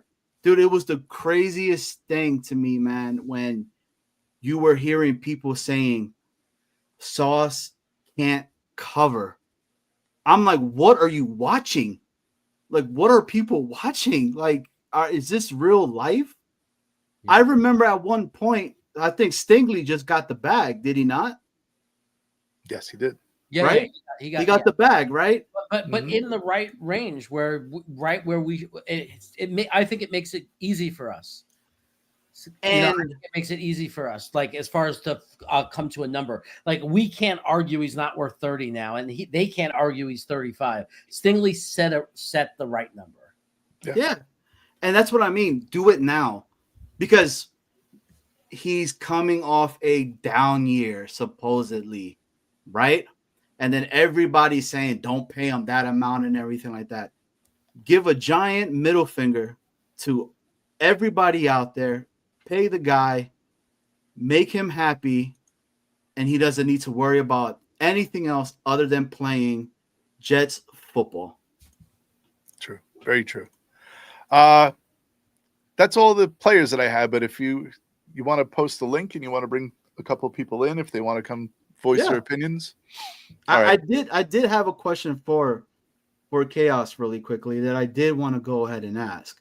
So, this is the wish list that we've been talking about, Chaos and all that. First and foremost, I always appreciate when you come on, man. I really, really love your takes. You know what I mean? So you say stuff that, we're thinking of it and people are scared to say it, but you're like, F that. Yeah. But so you were on with me, and shout out to Dano. I see Dano on here. We were rocking in the danger zone during the draft, right? So, and then Arian Smith got drafted by us. Mm-hmm. Arian Smith or Josh Reynolds, wide receiver number 2. Who would you pick and why? Year 1, probably Reynolds. And that's not because that's not that. Look, if Smith keeps tearing it up the way he has been, I am all like, I love that Aaron Glenn said it. I don't care if they're rookies. If they're good, they're playing. The sooner you can get value out of these guys, the better. You got them on the cheap because you drafted them. Why would you wait? If they're good, you play them. But if you tell me with what I know now, with the information I have right now, who do I want on that field? I want the veteran on the field. That's just what I want. But if the kid earns it and he just keeps tearing it up and he's just getting open and he's creating space, I'm never going to say that you got to get him on the field. If that's the case, you have no choice. It's like, like that was the thing I hated the most about the last regime, was like how difficult they made it. Like even the first game that I ever went to with the team, with everybody, with Green Bean and everything against Baltimore, Garrett Wilson didn't start that game. It was ridiculous. And, we all knew he was the best receiver on the team, and they're playing the stupid game. So look, if Smith keeps tearing it up, because training camp is a long time and has nothing to do with OTAs or rookie camp. But if in training camp, which is very different, he's tearing it up and this kid's not coverable and he's creating this space and he's catching the ball and he's not dropping it, he has every right to win that job, and you give it to him if he wins it. 100%. I hope he does. Yeah, Chaos, I'm on the same boat. I'm an Arian Smith guy. You knew that when we were on. I was hyped as shit when he got drafted. Again, because I do watch, Georgia ball all year. And I remember seeing the separation from this guy. It was just that the quarterback, unfortunately, that the Bulldogs had, he's a Miami. Thank God. Now, right, Carson Beck transferred. He's a Hurricane now. Their issue, their problem. He just couldn't get him the ball. But I think it should be Reynolds and then have Arian Smith beat him out for that. Because, to your point, this kid is just getting open constantly. And you're like, what are we doing? Give this guy the rock. Give him the ball as well. Yeah. Just thinking about the strengths of Justin Fields, right?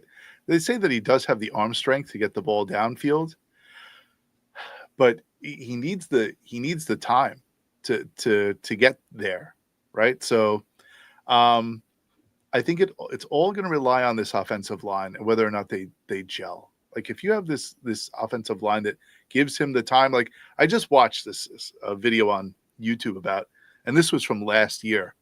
They were talking about Justin Fields and having time to throw the ball.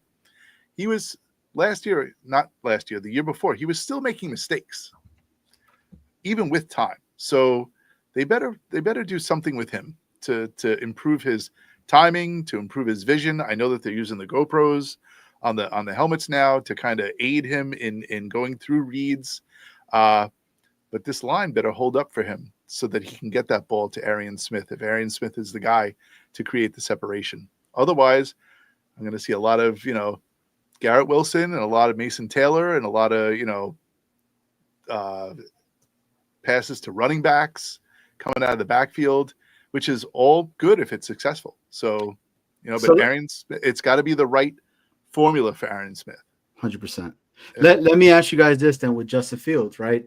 So the knock on him is that he can't throw the ball supposedly pretty far or whatever, right? Which I think is BS. That's BS. When he was in Ohio, right? Who were the receivers that he had in Ohio? It was Garrett, JSN, right? Yeah, JSN, Olave, right? So what are all three of these guys known to do? Yeah, the speedsters, right? They open the field like crazy. They open the field up, yeah. Excellent route runners too, right? Yeah. He always got him the ball. And I remember seeing this dude play, and I was like, man, fuck Justin Fields, but damn, I would love to have him as a New York Jet. Yeah. The only problem with that is that, the people who were defending against Olave and Garrett Wilson, JSN, they were, not going to be future NFL players. So there's a big difference between college and the NFL. I do commend Justin Fields on being the Terminator. That championship game against Alabama and the way he got destroyed towards the end of the game, there were times where he was on the ground and I was like, this guy is not getting up. Like, he just got blown up in the backfield. And he was just like, bounce back up. You're like, all right, next play. That durability, that is what I am praying for from Justin Fields this year. And you know what he said? He says sometimes you just got to lower your shoulder and go through a defender. Yeah. When he said that, I was like, what are we talking about, man? And he's a big dude, man. He's a big dude. Come on, man. Like, why can't we root for this guy to maybe be the one for us instead of it just being he has it, but you guys are completely right. They need the correct schemes for the dude. They need the correct plays for him. Like, this is on Tanner. And one of the good things that I like that Tanner said, he came on and he said, I'm opening up the book for him because he completely brings another dynamic that I've not had yet with a quarterback. Yeah. So look what he did. Look what they did with Goff over there. At one point, Goff was done. His career was over.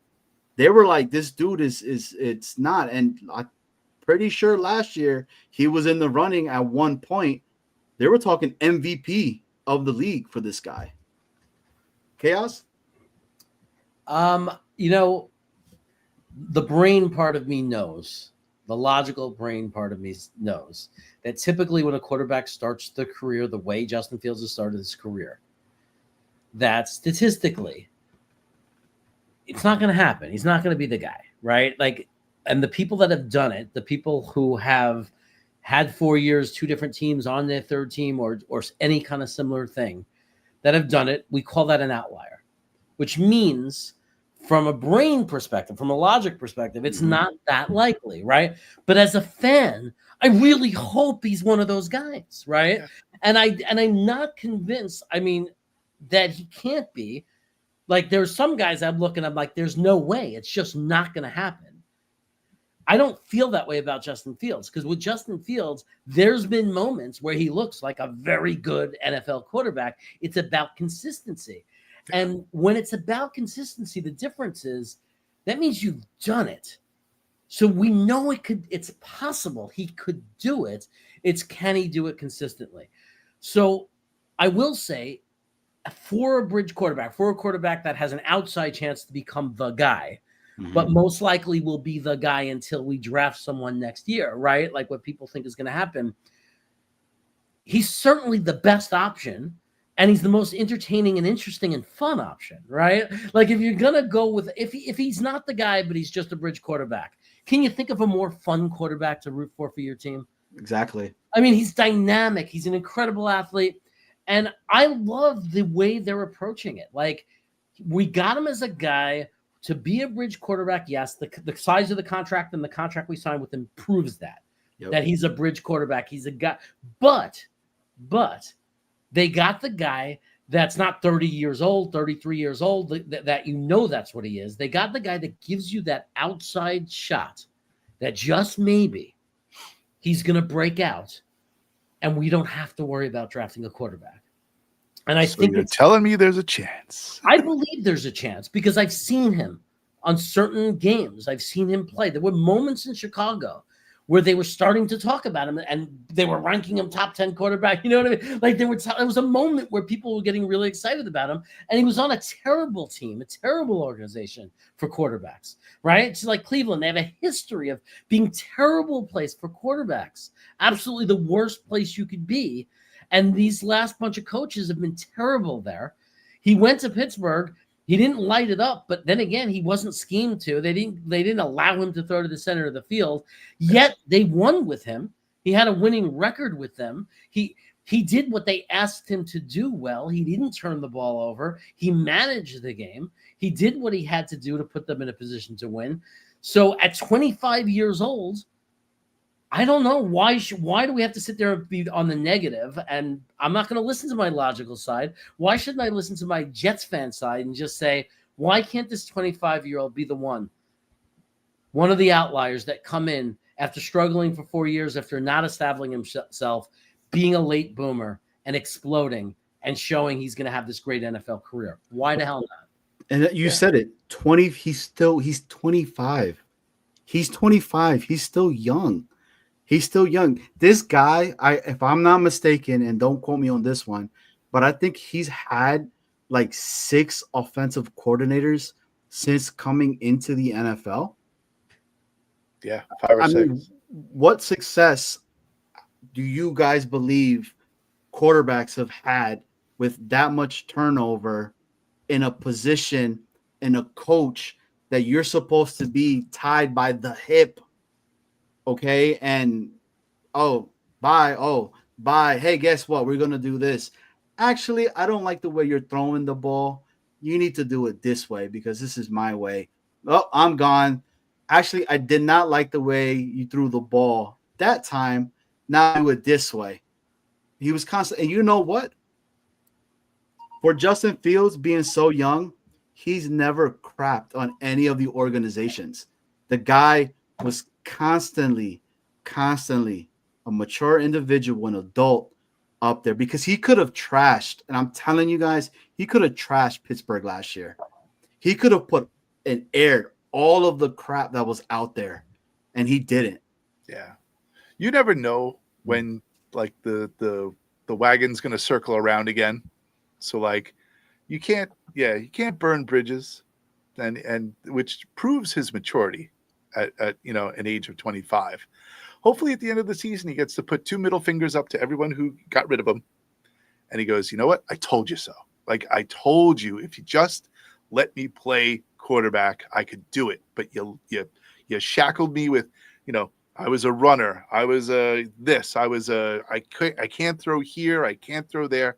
The Jets let me try it. The Jets unleashed me. They unlocked me, and they let me be the person that I can be, like I was back in college, where they kind of like let me have free reign, and hopefully it all works out. And Engstrand draws up the plays that really exemplify what Justin Fields is capable of doing. I really hope that happens. And like Jeremy said, the not logical side of your brain kind of wants that to happen. But if the trend is your friend, you're a little worried right now. So realistic Jet fans, we understand. Delirious Jet fans, I'm there with you. I can't lie, right? I can't lie. I am a Fields, not going to say truther, but I am a Fields cheerleader right now. So, and as Jet fans, right? He's our quarterback, right? That's who we have, right? So the choices are: we can sit there and bitch and moan and be angry and be haters and say he sucks, he'll never be good, right? And that's it. He's had 4 years. Or we could sit there and hope and be fans and just hope that he turns out to be good because we want our team to win. I mean, that was really the only two options. Yeah. So it's like when we got him and we got rid of Rodgers, the people who were Team Rodgers, the people who wanted him another year, the people who didn't like Justin Fields, you bitched, you yelled, you gave your opinion, and that's great. It's been 2 or 3 months now. It's time to move on. Yeah. It's time to stop that and just start hoping that the guy is an outlier. And we have proved that we can't freaking draft a quarterback. So this is the ultimate way to get the one that we need. So Chaos. So then I'm going to ask you this question then. Justin Fields. Wish list of stats for him this upcoming year. I mean, I'm not expecting and don't think it's very realistic unless they totally are misleading us about our identity as a football team, that we're going to get our 4,000-yard passing quarterback. I'd be really happy, and people are going to think this is a low number, but if he got 3,300 yards passing, right, but with a 24 to, passing wise, 23 to 25 touchdowns, under 10 interceptions, that would be phenomenal. I think that makes us a playoff team, especially if it comes with 600 yards rushing or whatever it is, and especially if it comes with some rushing touchdowns, and especially if it comes with us being a great running team. That Breece Hall gets his 1,200, that Braylon gets about 600, that Davis gets about 400 or whatever, you know what I mean? And that we're this great running team that's very, like Baltimore, like Philadelphia, that we're this, like Indianapolis 3 or 4 years ago, that we have this great running attack that teams have to brace for. You combine that with 3,300 yards and a good touchdown to interception ratio. Yeah, man, like it's all good. Like that's if our defense, the other side of that would be the defense, which I think we have loads of talented players on defense. I really do.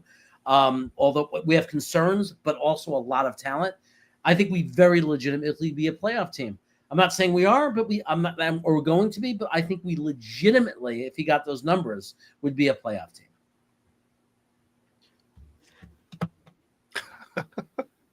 Chaos. Thank you. My wish list, it's gonna mirror a lot of it. I want 3,100 passing yards. Give me 800 rushing yards, 21 touchdowns passing, and give me 10 rushing. And then interceptions under 10. Playoffs. Sign me up. Unless our defense completely sucks, playoffs. And how is our defense going to completely suck?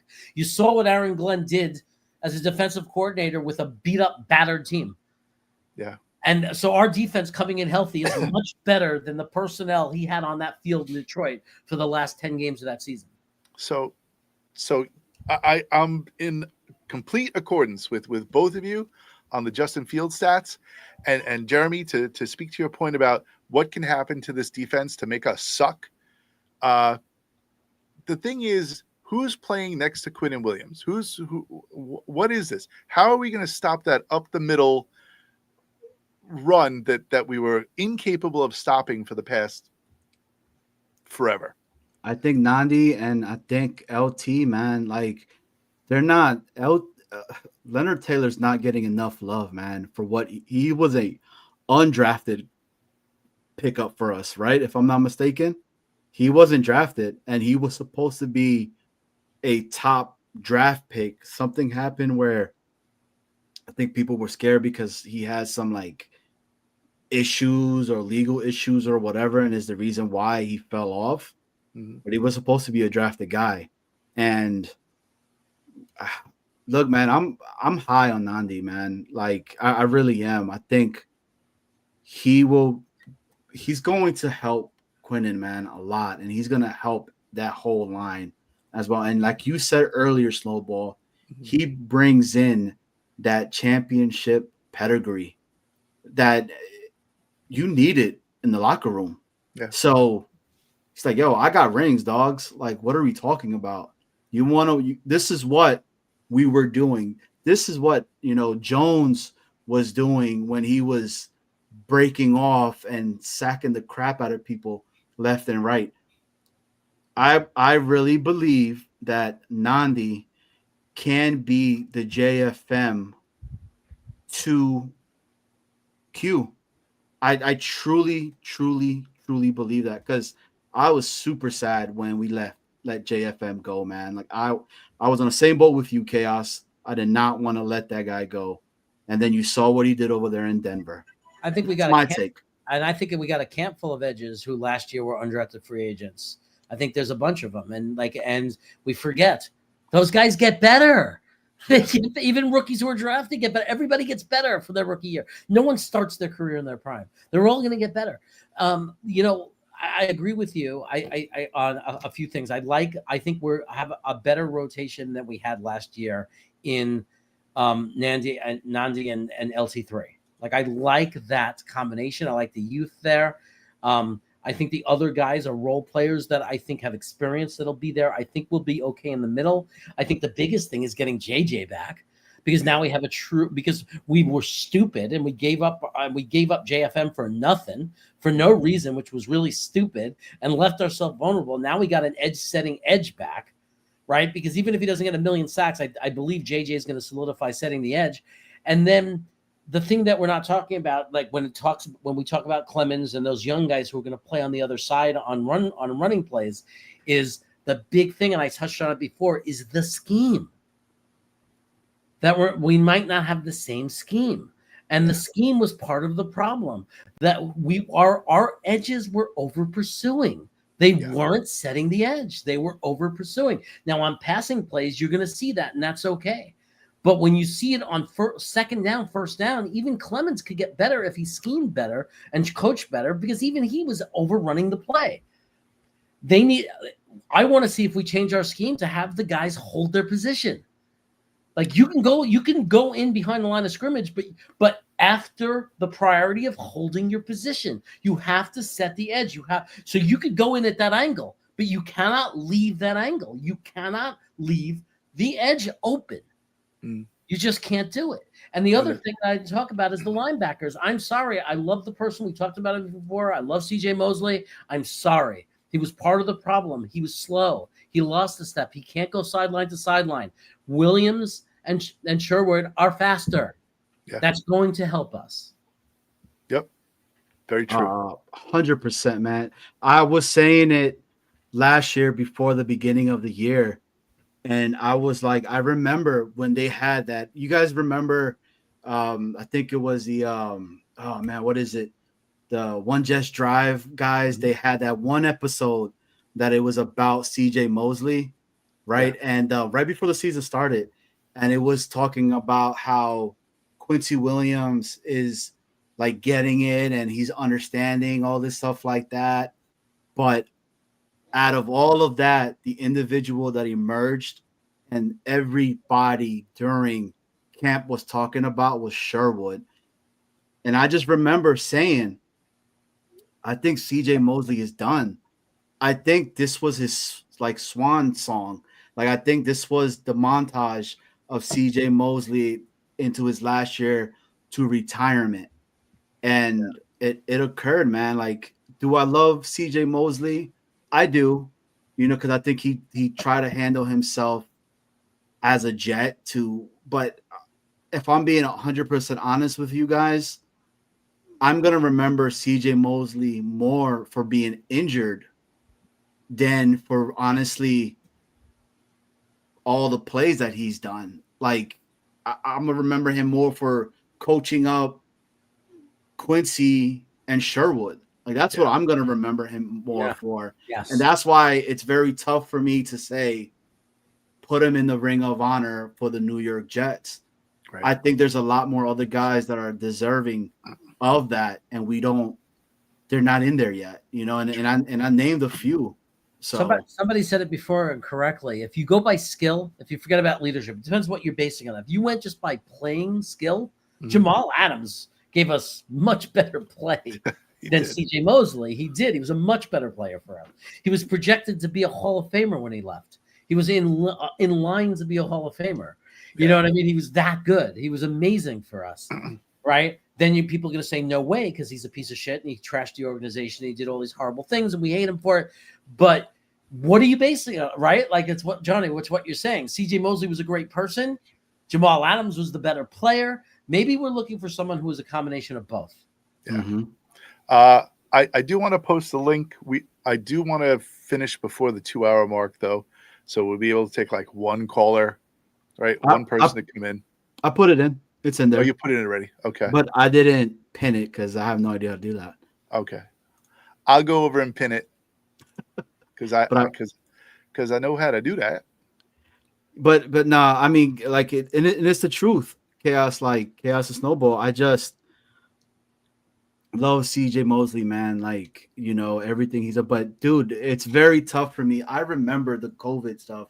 The guy was at a bar watching the Bama game, talking about, you know, I'm scared to get my family sick or whatever. And if that's the case, then I get it.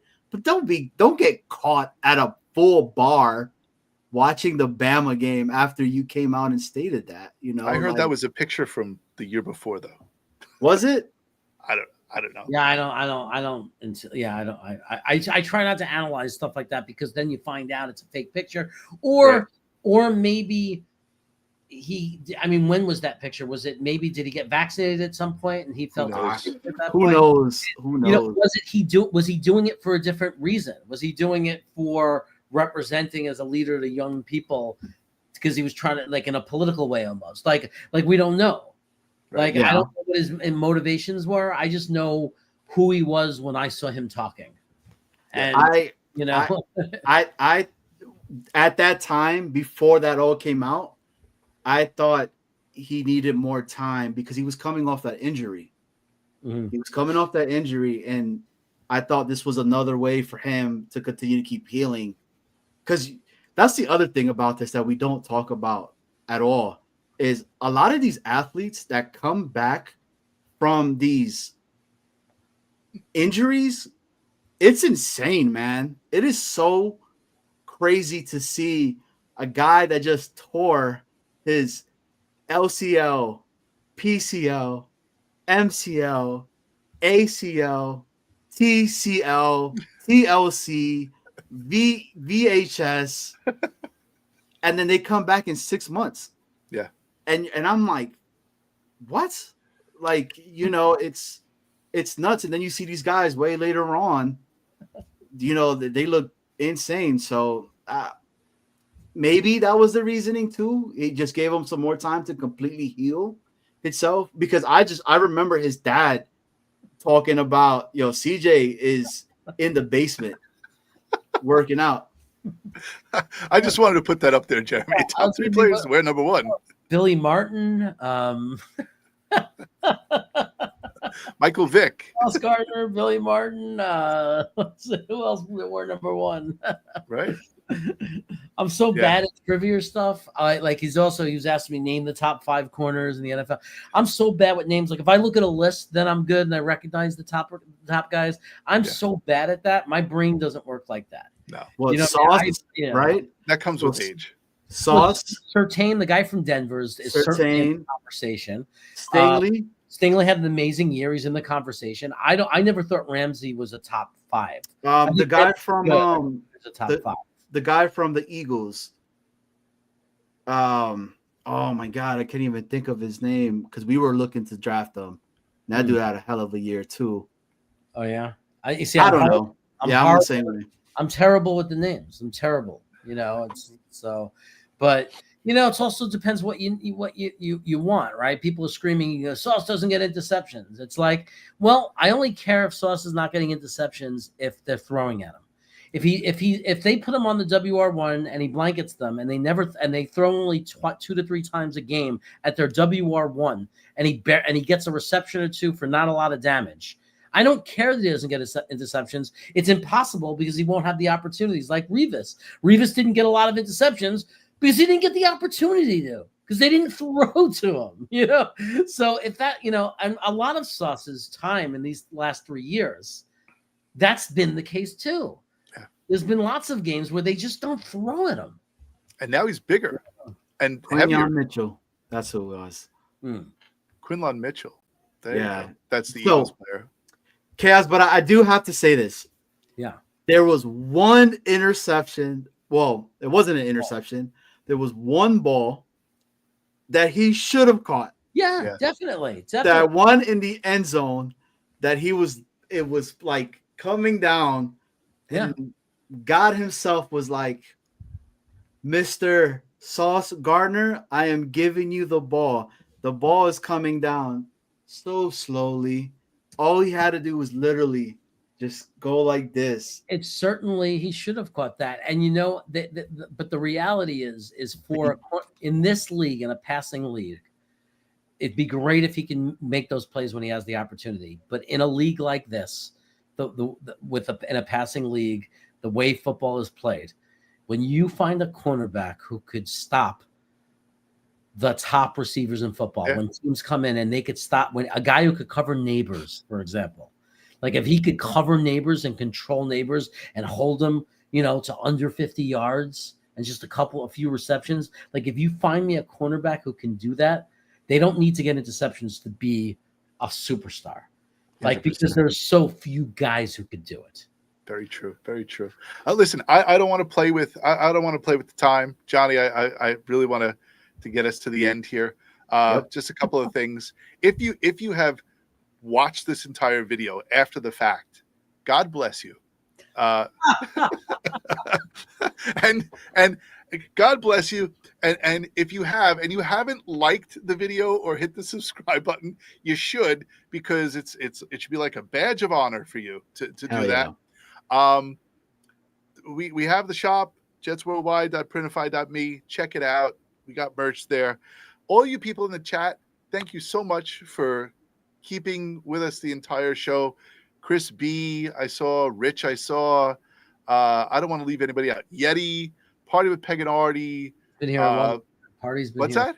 Party has been here for right. Yeah. Jojo Townsell was in here. Like we had a Hawk, bunch of Boom. Leany was here. Leany. Boomtown was here. Right. Don't forget my boy Rich. Yeah. Who can forget Rich? Rich is like the number one, like hit the like and subscribe guy ever. Jake was here. Thank you, Jake Asman, for tuning in. Stack was here, but then he had to like do what he does, like he throws grenades at people. I don't know what. Hey, big prayers out to Stat, man. That dude is in my prayers every single night, man. True. I appreciate what you do for us, Stack, and I'll leave it at that. Nice. Dane was here before his show. Like all these people, right? We have a dedicated group of people, and if you know anybody, Clancy, right? If you know anybody who has not tuned into our show and you want to turn them on to the show, grab them by the neck and tell them, say, hey, check this show out on Friday nights, 7:30. It's worth a look. All right. I'm done. I'm finished. Yep. Jeremy, thank you so much for joining us. You're still doing the food reviews? I still am. That's the number one thing I can ask you above everything else is Brooklyn Brothers Food Review. Check it out. Support my food videos. My channel, the Jets channel, I'll get on when I can. I'll do it. My priority is, I love being on shows like you guys. I love doing the show with Matt O'Leary, the Talking Jets show on Thursdays. That's been a lot of fun for me. So, I don't know if you guys are going to make it, but Talking Jets opening day, Ryan, Matt, Green Bean, they got the whole thing set up, a whole wonderful weekend. So I just want to make sure that's out there and people know we want as many people that can go. I'm going to fly all the way in again and do the whole trip. Just because, and what motivates me the most to do it is to see everybody. I just love. Are we doing Coney Island? Are we doing Coney Island again? No, they're doing the Saturday before the game. They are doing, there's some beach party in New Jersey with like a band, and they got a special thing to be near the popular DJs. I think that rapper that knows Green Bean may have helped arrange it. I don't know, something like that. And guys, with that being said itself, we are not going to do the outro video today because this has been an exclusive Jets Worldwide wide video. Deuces. Right. We're out. Chaos, baby. We're finishing. I have to hit the end stream. I didn't know you were going to do that. I have to hit end stream now. All right. Bye, everybody. Have a good night. Enjoy your weekend.